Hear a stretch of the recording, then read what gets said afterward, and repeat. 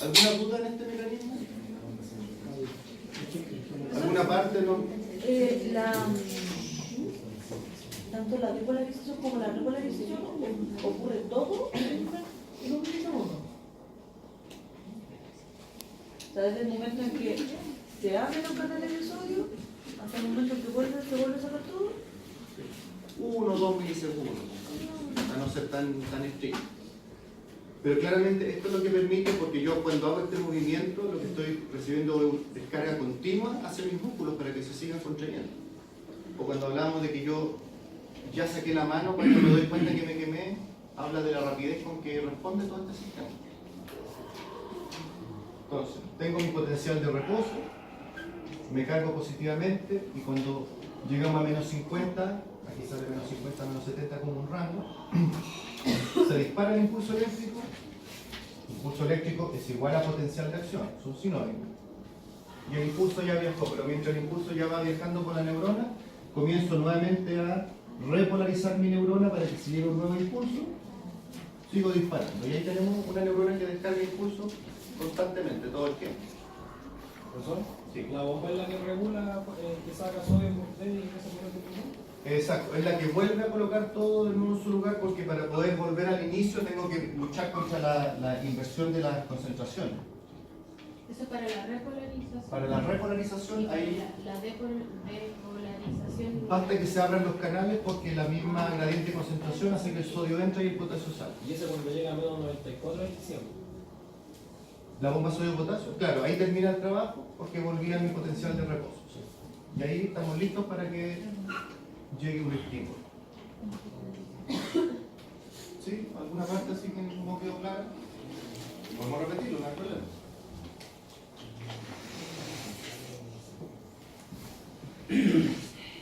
Bueno, la verdad que parte de lo que les he contado no es cierto.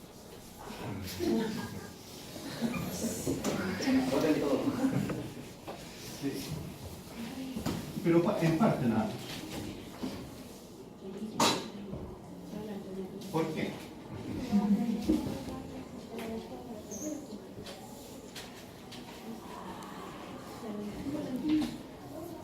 un volantín 18, ¿sí?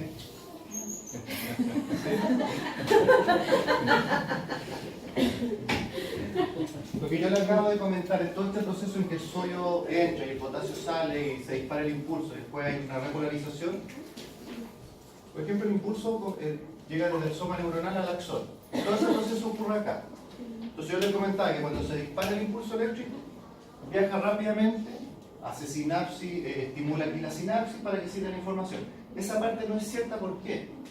Porque en realidad lo que ocurre es que cuando se dispara el impulso eléctrico, lo que hace es estimular al siguiente segmento de la membrana del axón. Y en este siguiente segmento, en que se entra el sodio, sale el potasio, se dispara un nuevo impulso, pero que solo logra estimular al siguiente segmento del axón. Entonces, en realidad, más que viajar hacia el impulso, va estimulando al siguiente segmento del axón hasta que llegue finalmente al terminal axónico y se genere la sinapsis. Claro. Ahora, esto ocurre tan rápido que en realidad es como que fuera así. Pero el segmento del axón es como canal de paso. O sea, va. ¿Cómo así? Se pasa que usted dice que va pasando de segmento del axón, ¿cierto? Claro. Pero es tan rápido, fue tan rápido que. Sí, o sea, en términos prácticos es como que el impulso fuera un solo impulso, es lo que nosotros logramos percibir. Ellos no. El segmento del axón no llega un momento en que dicen, no, aquí. Lo que pasa es que, chicos, silencio. Cuando decimos que en este segmento, aquí es donde ocurre, se abren los canales de sodio, de potasio, esta parte se carga positivamente hasta que se dispara el impulso al siguiente. ¿Sí? El estímulo, mientras lo que logre es abrir los canales de sodio y de potasio, inevitablemente nuestro potencial va a llegar a menos 50. No tiene por qué, nada haría que se frene el viaje de este impulso. Pero no hay que olvidar de que del momento que el impulso estimula el siguiente segmento, este segmento entra a la etapa de repolarización. Y por lo tanto eso explica por qué el impulso no podría devolverse. porque este está listo para recibir un nuevo impulso. Y eso es lo que explica entonces por qué el impulso eléctrico es unidireccional. Si logro estimular este segmento, va a estimular al siguiente y así va viajando el impulso hasta el final. No sé si respondí. Pero va pasando el impulso y ya lo que va quedando atrás se va cerrando automáticamente. Sí, se va repolarizando. Repolarizando. Exacto. Cosa que si el impulso ya va en este segmento y llega un nuevo impulso, este ya puede generar un nuevo impulso. ¿Sí? Profe, ¿y cada segmento es como cada de esos trocitos de mielina? Ah, es que ahí vamos a hablar de la mielina. Aquí lo que estamos mostrando es un axón desnudo, que no tiene vainas de mielina. Ahora vamos a hablar de eso enseguida. ¿Ok?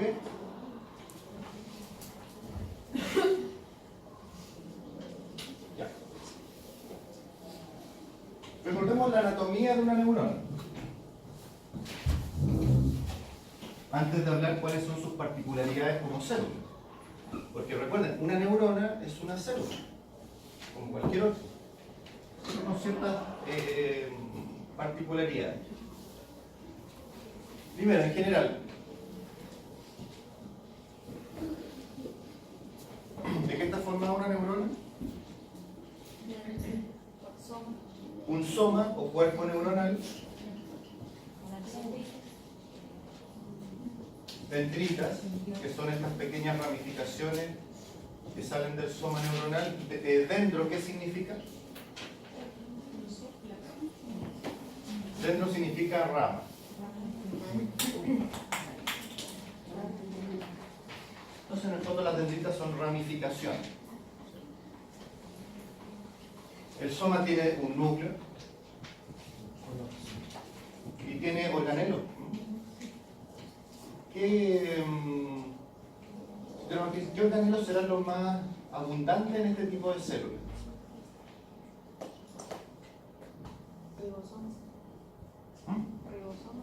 ¿Ribosoma? ¿Por qué?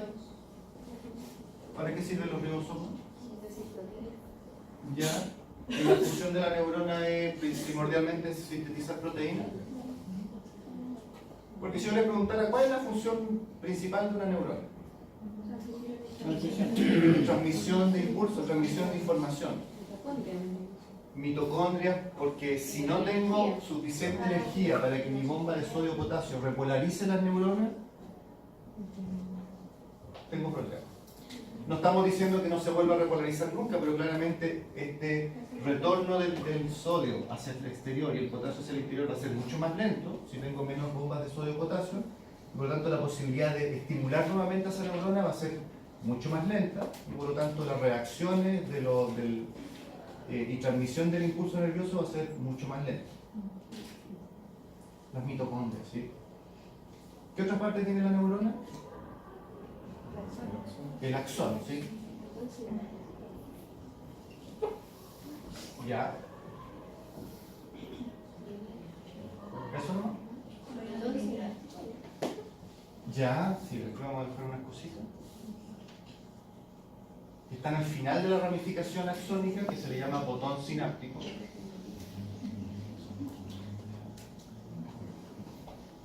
Y esto se le puede llamar ramificación terminal o también se le llama telodendrón.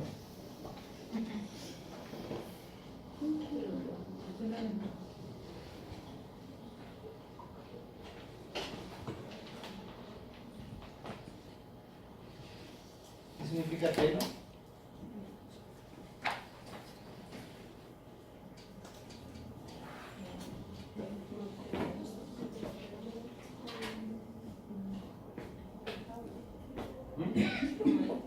Lejos, telos es lejos. Por eso un telescopio es para ver lejos. Un telescopio no es para ver estrellas, es para ver de lejos. O la televisión es para ver algo que está a distancia. Se ha hecho la luz. Por lo tanto, telodendrón significa como la ramificación que está más lejos del cuerpo neuronal. A eso hace referencia la palabra. ¿Y cuál es la función del botón sináptico?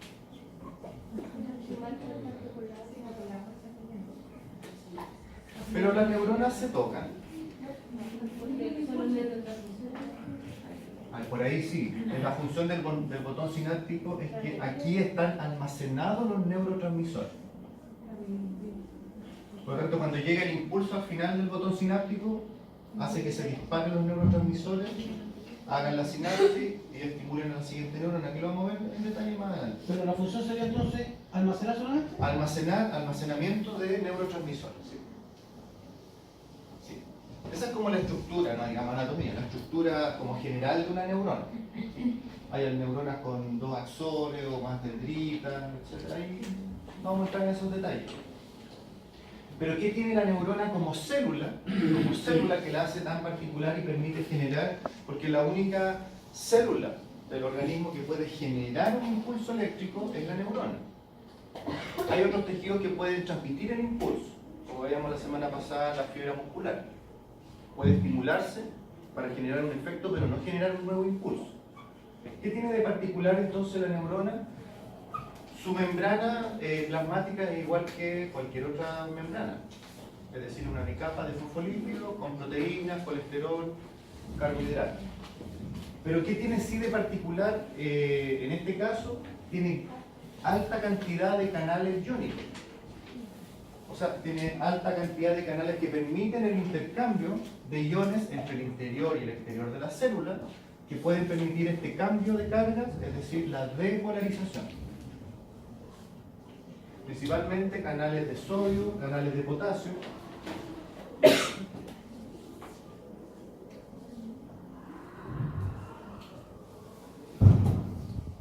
En algunos casos iones cloro, porque el cloro también es un anión. Y por lo tanto, si una neurona, además de tener potasio, tiene cloro, permite que se repolaricen con mayor rapidez y estén listos antes que otras neuronas para generar nuevos impulsos. En otras palabras, expulso muy rápido el sodio y hago que mi célula vuelva a ser negativa muy rápidamente, porque no solo ocupo el potasio como anión, sino que también ocupo el cloro. Rápidamente mi célula vuelve a ser negativa.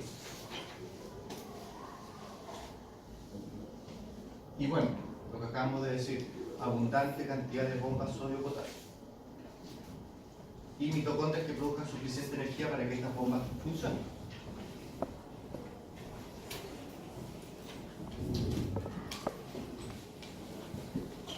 Acá se muestra un poco lo que comentaba, cómo se va la neurona depolarizando por segmentos.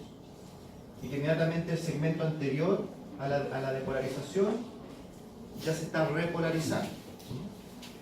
Eso hace que el impulso entonces siempre sea unidireccional, desde el soma neuronal hacia el terminal axónico. Profe, ¿y eso va pasando por cada segmento de la vaina de mielina? ¿La repolarización? Es que ahora vamos a hablar de la mielina recién. Pero Ahora, esos saltos como los que se ven van por sector de... por segmento del axón. Exacto. Por pequeños segmentos del axón. Por segmento. Y atrás se va depolarizando y aquí se va depolarizando, perdón, y aquí se va repolarizando. Pero ya que han mencionado la mielina, ¿qué es la mielina? ¿Qué es la mielina? Díganme usted.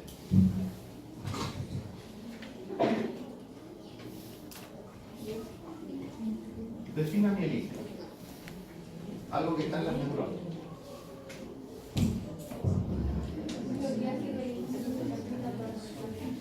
Sí, en términos muy prácticos, las neuronas que poseen mielina transmiten el impulso a mucha mayor velocidad. Pero la pregunta es, ¿qué es la mielina? Bueno, la mielina tiene una composición lipídica, que tiene una función aislante, ¿ya? Y que se dispone en los axones. Eso es lo que ustedes ven acá. Por eso yo decía, lo que yo dibujé ahí es una neurona con un axón desnudo. Pero cuando tiene mielina, el axón está envuelto, voy a dibujarlo así de manera más gráfica,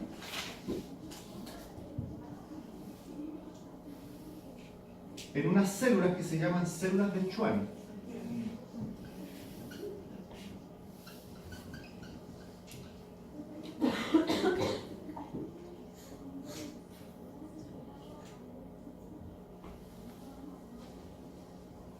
Vamos a ver.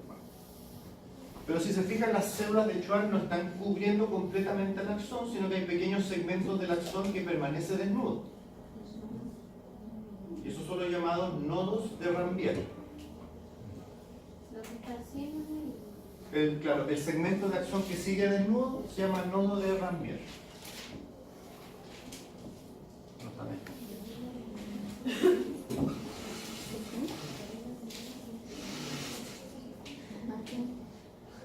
¿Y por qué hablo de la célula de Schwann antes de la mielina? Porque la mielina es sintetizada por la célula de Schwann.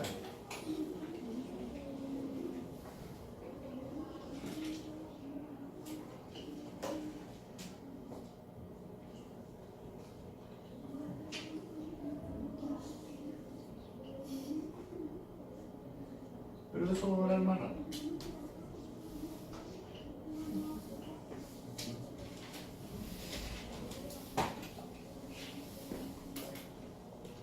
Pero aquí explica inmediatamente por qué, y ahí aparece el concepto para que se nos haga más familiar. Cuando hablamos de que muchas patologías del sistema nervioso cursan con desmielinización de las neuronas, significa que las células empiezan a perder las células de Schwann que están rodeando al axón. Y si dijimos que el efecto de la mielina es hacer que el impulso viaje más rápido, la desmielinización hace que estas neuronas descarguen impulso eléctrico con mayor lentitud que lo normal. El problema es que si son funciones orgánicas que están acostumbradas a que el impulso viaje rápidamente, empieza a haber un deterioro gradual, por supuesto, en que esa función empieza primero a verse más disminuida, gradualmente, lentamente, hasta que finalmente ya esa función cesa por completo. Y claro, es que la mielina es sintetizada por las células de Schwann. Y si la célula muere, en ese segmento no hay mielina. No se genera impulso. Después vamos a ver por qué circula más rápido el impulso.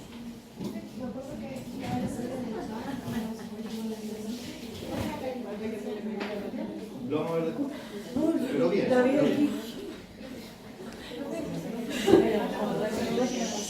Chicos, silencio. Se ha visto que uno de los efectos del Alzheimer es precisamente la desmielinización neuronal. Por lo tanto, si las neuronas que están sufriendo este proceso son las encargadas de la memoria, de los recuerdos, de almacenar información, pero también empieza, si esto afecta los movimientos voluntarios, se va a mover con mayor lentitud, ¿cierto? Todo se ve, algunos efectos más notorios que otros. Y eso lo vamos a ver aquí. Sí. ¿Perdón?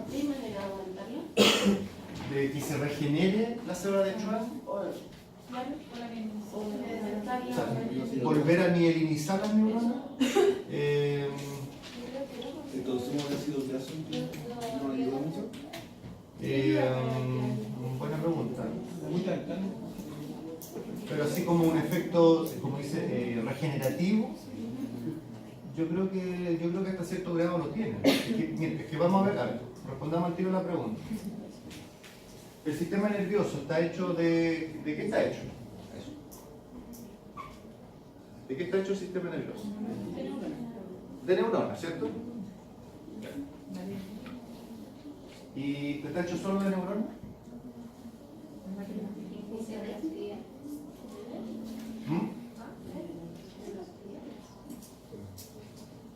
Claro, el sistema nervioso no es solo neuronas, porque si fuera solo neuronas, igual cuando hablamos del tejido intersticial, el sistema nervioso uno lo sacaría y quedaría desparramado por la mesa.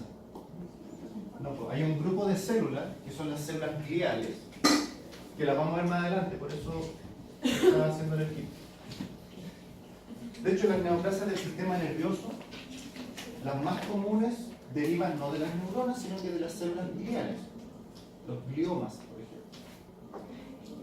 Y dentro de las células gliales hay varios tipos de células, que vamos a ver más adelante, pero entre ellas están las células de Schwann. La célula de Schwann es una célula aparte de la neurona. Y lo que vamos a ver más adelante es que, igual que en las carreras de auto, cuando el auto entra en los pits, y llega un montón de mecánicos que uno le cambia la rueda, le limpia el parabrisas, le echa benzina. Bueno, el piloto es la neurona y el equipo son las células gliales, porque vamos a ver que cada una tiene una función particular que tiene como finalidad que la neurona transmita impulsos nerviosos de la manera más eficiente que se pueda. Y eso pasa por sintetizar adecuadas concentraciones de mielina, por una nutrición, regeneración neuronal, un sistema inmune que proteja a las neuronas de cualquier agente externo. Y ahí es donde vamos a ver oligodendrocitos, células de Schwann y otro tipo de células que van a acompañar eso. Pero eso viene un poquito más adelante.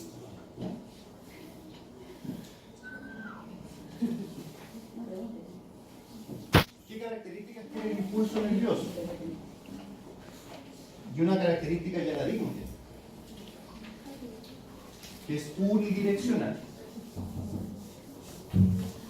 ¿Por qué? Porque el segmento inmediatamente anterior al cual el impulso va viajando se está repolarizando y por lo tanto el impulso no podría volver hacia ese segmento. Así que siempre la información viaja desde el soma neuronal por el axón hasta el terminal axónico. Unidireccional, siempre.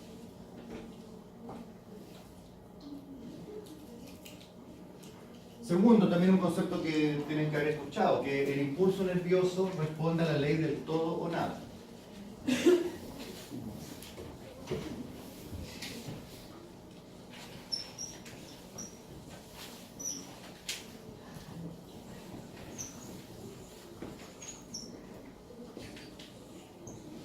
¿Cierto? Esto hemos dibujado un poco para graficar cómo, desde un potencial de reposo, si el interior celular se empieza a cargar positivamente con el sodio, este potencial empieza a subir, la neurona empieza a echar chispas cargándose, y cuando llega a menos 50 el potencial se dispara, el impulso se dispara. ¿Sí? ¿Y qué dice la ley del todo o nada entonces?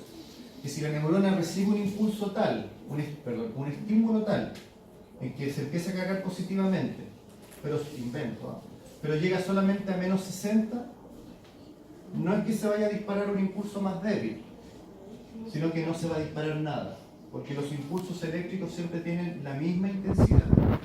Entonces, o llego a menos 50 o no hay impulso. O sea, todo o nada. Si yo de repente recibiera un estímulo demasiado intenso y llegara a menos 20 milivolts, va a salir un impulso, pero de menos 50.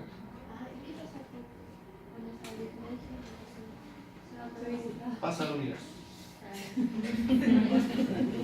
No, pero en general esto no ocurre. Esto no ocurre. ¿Ok? Entonces, cuando nosotros, por ejemplo, hablamos de una sensación de dolor más leve o más intensa, no es que la neurona esté descargando un impulso más fuerte que me haga sentir más dolor, sino que es una frecuencia de impulso mucho más constante que si fuera leve. El impulso siempre tiene la misma intensidad. O sea, cuando uno se golpea o le sucede algo, no sé si le ha pasado a usted, como que el dolor, Sí, me han golpeado. como que el dolor se demora, como que llega como después, eso es la frecuencia que se demora.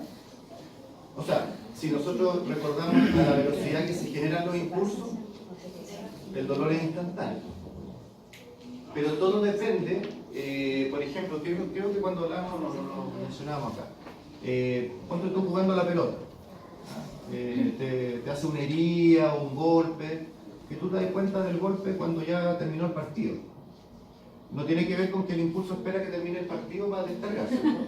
Sino que tiene que ver con la circunstancia en que se provoca el dolor, porque si el dolor se produjo en una situación en que tu sistema simpático está muy estimulado, jugando, corriendo, porque te asaltan, arrancando, qué sé yo, la adrenalina tiene un efecto analgésico muy potente.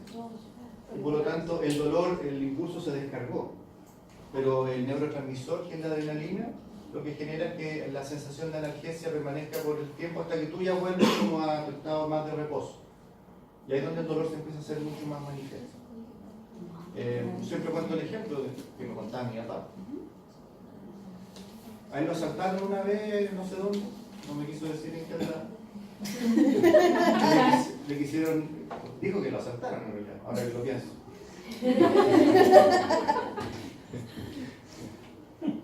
Y le trataron de quitar un reloj y eran dos tipos y en el forcejeo como que sintió que lo empujaron fuerte, pero nada más, y se fue corriendo para su casa. Se llegó, se acostó porque había salido sin permiso, ¿no? Se acostó calladito y cuando despertó el otro día en la mañana tenía toda la almohada llena de sangre, pero llena de sangre. Y claro que tenía un tremendo corte que le habían dado con... Dijo que había sido un cuerpo. Ay, no estoy segura de nada. Sí, ahora voy a llegar a empezar. Y en realidad lo que ocurrió ahí es que con el miedo, con el nerviosismo de que estuviera siendo asaltado, todo su dolor se bloqueó. Y aunque las neuronas de dolor le dieron la información al sistema nervioso central, el nervioso central dijo que ahora está la adrenalina actuando, a mí no me diga nada. Tiene que ver con, más que competir con los receptores, es que predomina, porque cuando veamos los distintos sistemas, y aquí de nuevo les voy a contar algo que es mentira. Cuando decimos que un individuo...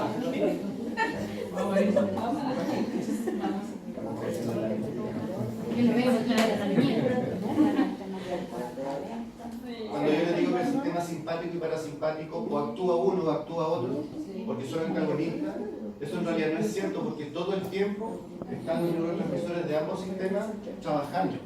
Pero el que predomina es el que hace que qué sistema va a predominar en cierto momento.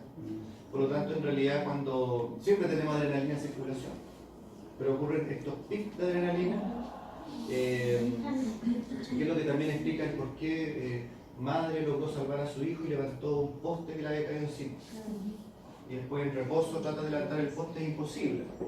Pues son estos picos de adrenalina que generan mayor fuerza y en realidad más que fuerza sobrenatural, mayor aporte energético al tejido muscular, de una manera que en términos en un estado normal no habría ocurrido y por lo tanto genera una fuerza, pero por momentos muy cortos. Tú tratas de replicar ese mismo efecto estando tú tranquilamente y no es posible. Y con el dolor ocurre lo mismo. Es decir, está descargándose el dolor, pero la adrenalina tiene un efecto mucho mayor y por lo tanto la sensación no...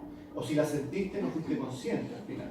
Doctor, ¿qué pasa en el caso, por ejemplo, cuando hay cortes muy profundos y uno no se da cuenta hasta que se mira? ¿Tiene otro mecanismo? ¿O es algo similar?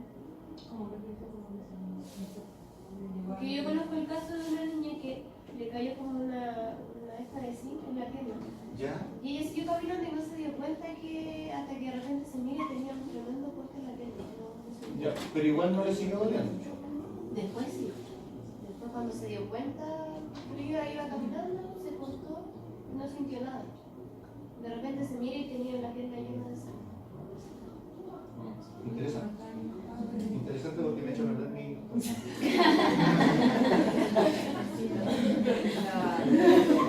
sea, nuevamente no me chocaron en la moto y si no tuve la culpa yo, me chocaron en la moto, me paré sin un segundo, volé y me acuerdo que del auto eran como 4 hombres y así como ayudándome y yo dije no, salgan para allá y en un segundo paré en moto sola y así como wow. Y ahora intento y obviamente no puedo, pero en ese momento la paré sola, así me saqué el casco y todo y después caminé y después estaba todo como y después sentí todo en ese momento y así no sé, como casi con una mano. Lo cual en realidad es muy útil porque, de hecho, hace poco miré el video en Facebook de un común, creo que puede ser, un ñu. Un ñu. Estos que tienen como los cuernos con una partícula, y que le está agarrando la pata a un cocodrilo y él tira y el cocodrilo está agarrado en la pata, y después viene el resto de los ñu y lo sabe, entonces el mensaje es un poco trabajar en equipo y todas esas cosas.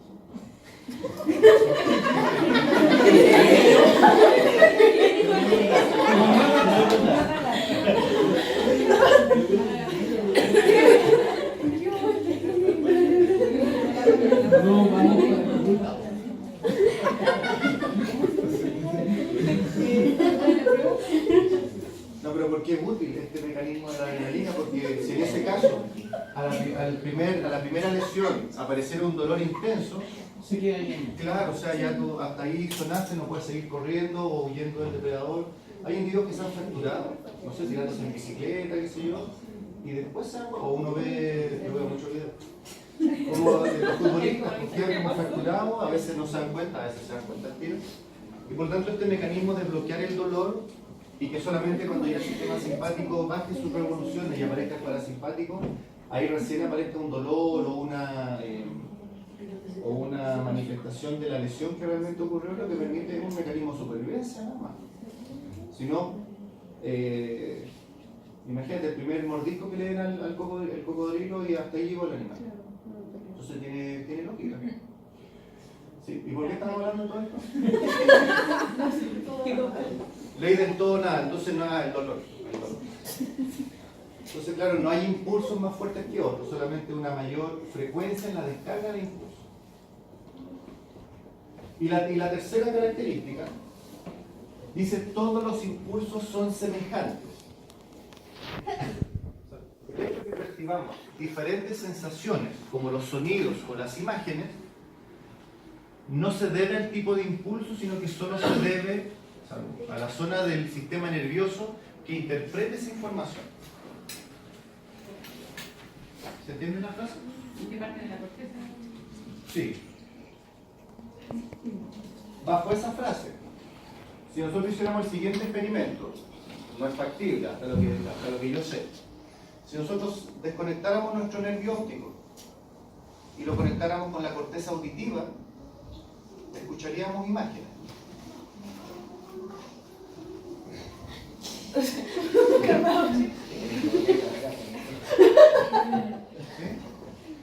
O si yo desconectara mi nervio auditivo y lo conectara con la corteza visual, escucharía imágenes. Pero hay una actividad, Vería sonidos.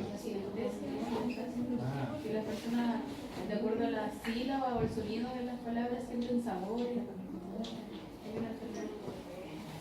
¿Y de cuál es? Yo veo el sueño. Sí, hay una droga que provoca ese efecto.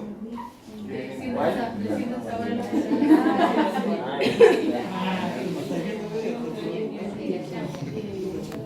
No sé por qué dije eso. El concepto de psicodelia es precisamente percibir sensaciones, como por ejemplo oler los colores, o escuchar las imágenes, o saborear los sonidos. Ver el elefante rosado, un poco eso. Sí. Pero se entendió la idea de que finalmente el impulso nervioso que me permite ver una imagen o escuchar un sonido es el mismo. Es un impulso de menos 50 milivolts, pero que está viajando hacia un lugar del sistema nervioso que lo va a interpretar como una imagen o lo va a interpretar como un sonido. Eso es lo que hace que los mismos estímulos generen sensaciones diferentes. El mismo impulso que me permite entonces ver una imagen es el mismo tipo de impulso que me permite contraer un músculo. Es solo cómo se